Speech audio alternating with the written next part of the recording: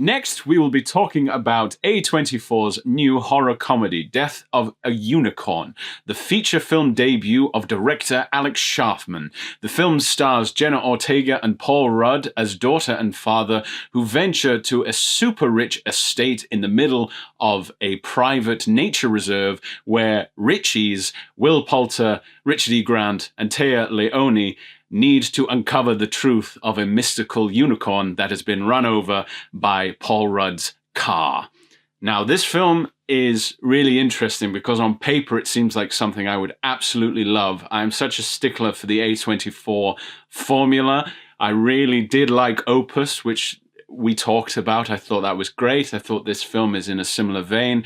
I thought this film had a great cast, of course. Paul Rudd's excellent. Richard E. Grant has been one of the greatest actors, British actors definitely, for a very long time. And I really like Jenna Ortega. This film, however, really disappointed me. I thought it lacked comedy, lacked nuance, and lacked visual flair. And I was so shocked by that.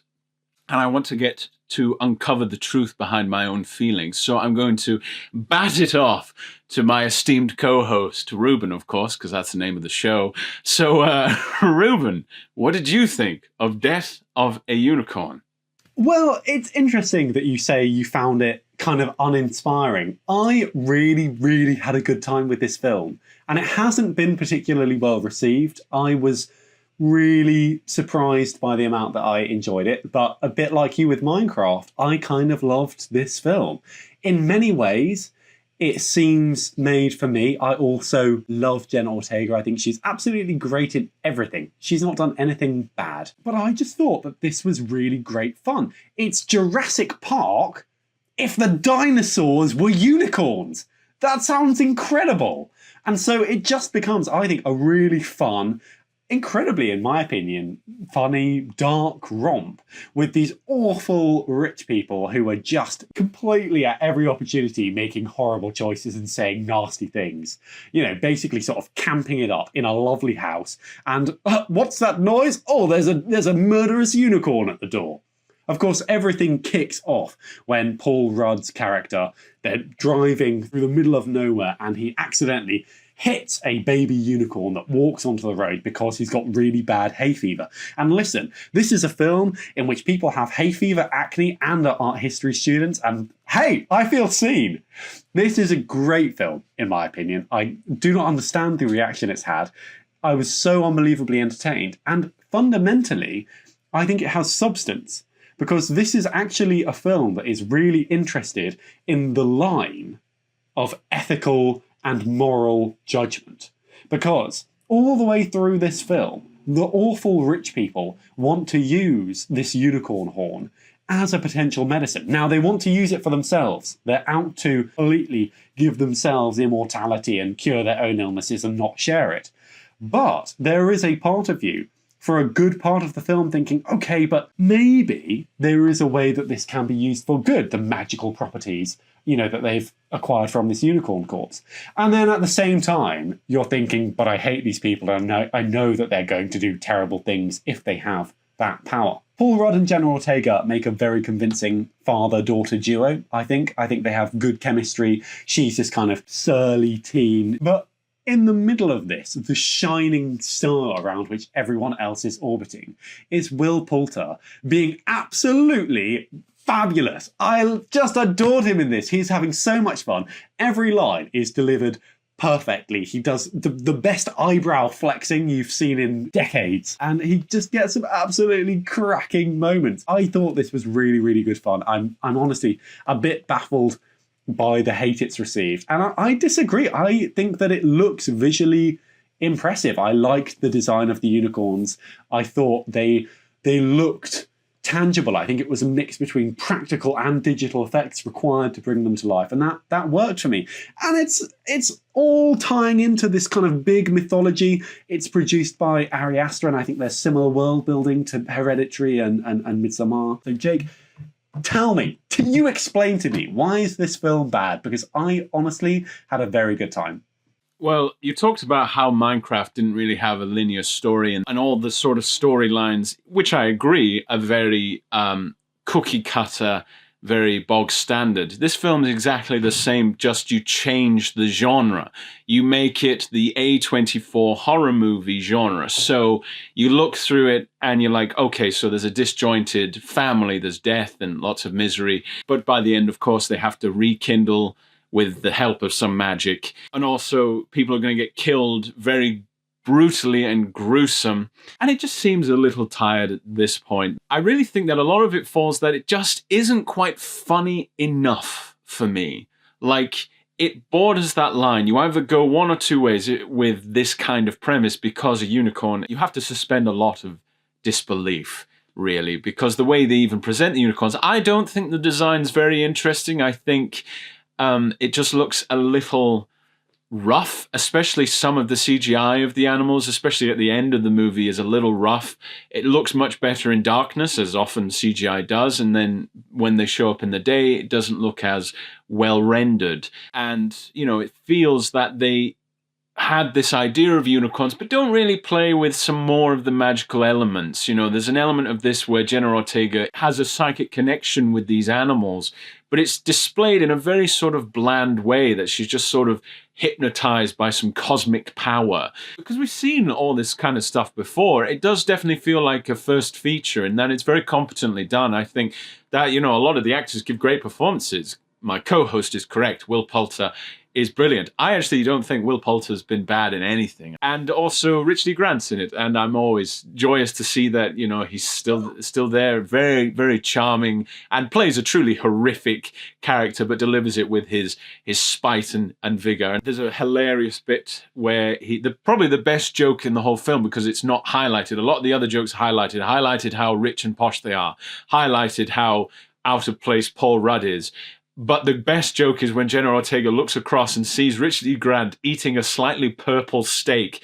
And it's just like, oh my God, of course, the rich people are tasting this unicorn, because that's what they would do. And Will Poulter snorts it as cocaine in one sequence, which is so accurate. It is. That's a good point. I think that setting up of the rich is really good. I think just actually the horror elements of this film kind of fail for me, and I would have wanted them to push the comedy more to sort of counteract that. I actually think that a lot of the gore is a bit bland, a lot of the violence is a bit bland, and it just seems a bit, you know, similar. If they're unicorns, they just kill people like, I guess, the rhino would have, or a rhino would have. Whereas they could have done something a bit more magical, a bit more menacing, a bit more... They look a lot at medieval sort of mythical lore.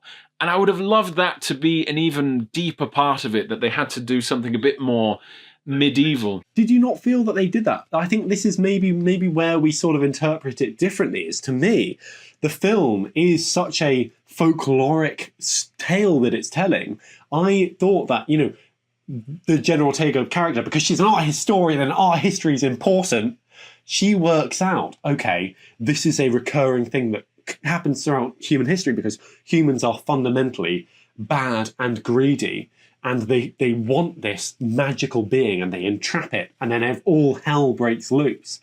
And I like that it had actually a very similar sort of conclusion to Nosferatu. Spoilers for both of these films a little bit.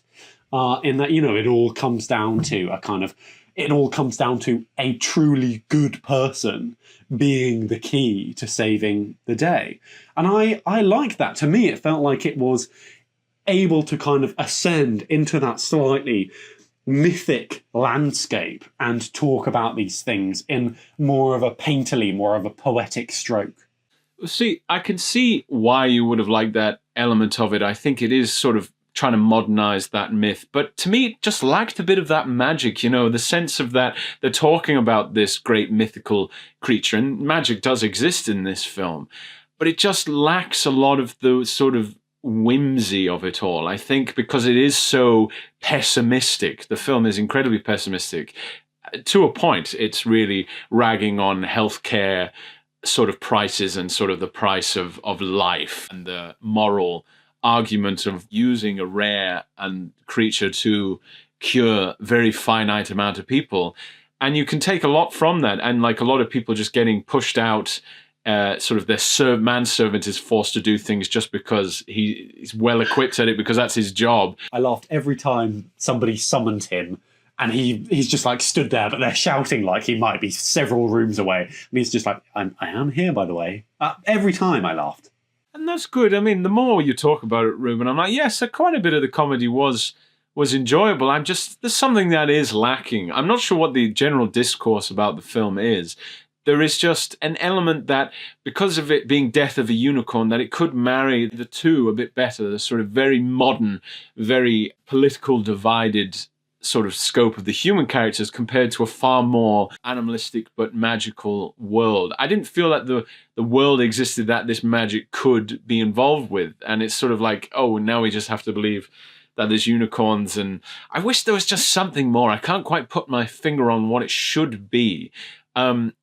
It sort of lacks a bit of mythos. It lacks a sort of storyteller aspect that you feel that unicorns have, or that, you know, there's always in these films, and they didn't have it in this, that character who already knew about the unicorns existing. You know, they didn't bump into the weird groundsman who's like, oh, right there, I know about there's things in these woods that you have to be careful of. You know, someone with a greater understanding.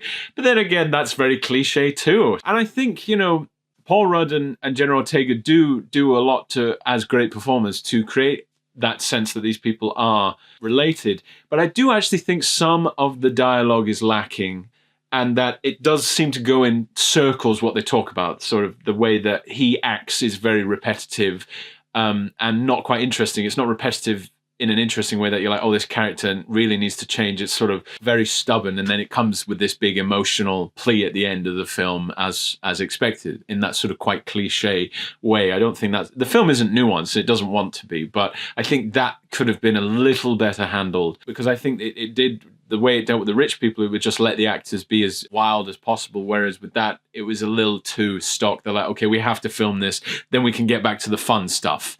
And that's kind of what it felt like. And some of the, if I'm being filmmakery, a lot of the sort of camera work was a little standard. And I think, you know, it sort of went to show how distant they are. It used a really wide lens when they're in the bedroom talking to one another, putting them at two opposite sides of the screen. I'm like, okay, I get what you're doing. You could try and evoke it more in a bit more of a dialogue sense. But this director, you know, Mr. Schaffman, will go far. I think this is a good base, you know, a base of grounding up. I think it just needs a bit of a tighter script. Maybe that's where all the things sort of fall out a bit for me. Well, that's where I do agree with you, because I actually think that this is honestly pretty flawless for most of the runtime. But I do think that it drops the ball at the very last minute. I think that the actual conclusion of the film is a bit clunky, a bit trite, and it felt convenient in a way that the rest of the film doesn't to me. It felt like it had a bit of an unearned ending, which, you know, on one level, I thought, oh, you know, good, I'm glad that they've not gone with perhaps a more cynical conclusion to the tale. But to a certain extent, it felt like I was watching a version of the story that was sponsored by Lloyd's Bank. I think that's my only real problem with the film, is I think it drops the ball slightly at the end.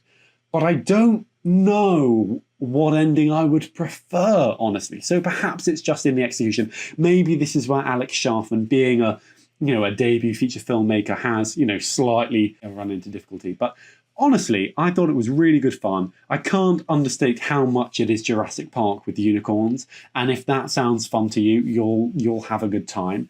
I really, really enjoyed the performances. We haven't talked about Jessica Hines, but I adore Jessica Hines, and she's great here.